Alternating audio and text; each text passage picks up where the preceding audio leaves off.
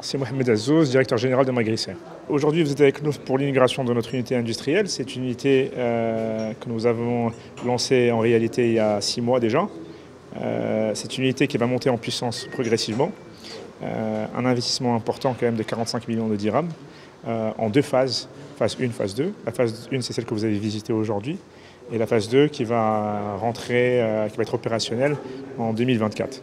Écoutez, Magricer, en tant qu'un des leaders et pionniers surtout de l'irrigation goutte à goutte au Maroc, nous avons beaucoup d'ambition pour notre agriculture et pour l'agriculture africaine.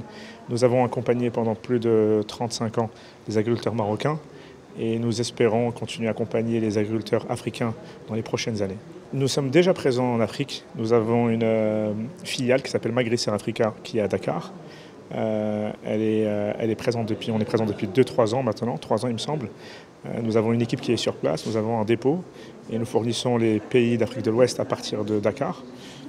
Et nous travaillons beaucoup aussi en Mauritanie, qui est un pays voisin du Maroc. Nous avons beaucoup d'ambition pour l'agriculture africaine. Elle va tendre à se développer. Pourquoi? Parce que déjà, il y a des problèmes de stress hydrique au Maroc, effectivement. Et beaucoup d'agriculteurs marocains, nous voyons beaucoup d'investisseurs marocains aller en Afrique aujourd'hui. En plus de ça, il y a aussi des investisseurs africains locaux qui commencent à s'intéresser à l'agriculture africaine. Moi, je trouve ça aberrant aujourd'hui d'importer, quand on est à Dakar ou au Sénégal, d'importer de l'oignon de l'Europe lorsqu'on peut le produire localement.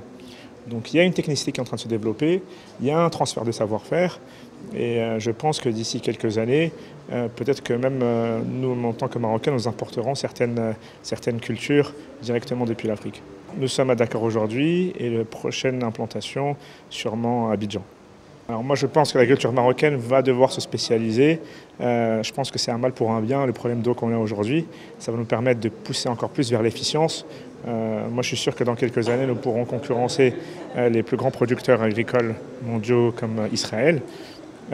Pourquoi? Parce que ce problème d'eau va nous pousser à aller plus loin, à aller optimiser ce besoin en eau, ce besoin en engrais. Par contre, la réalité, c'est qu'on va devoir effectivement arrêter des cultures ou réduire des cultures qui sont fortes consommatrices d'eau et qui n'ont pas de valeur ajoutée. Il y a eu une liste de cultures qui sont sorties par le ministère. Elle est ce qu'elle est et je pense que c'est une bonne chose au final.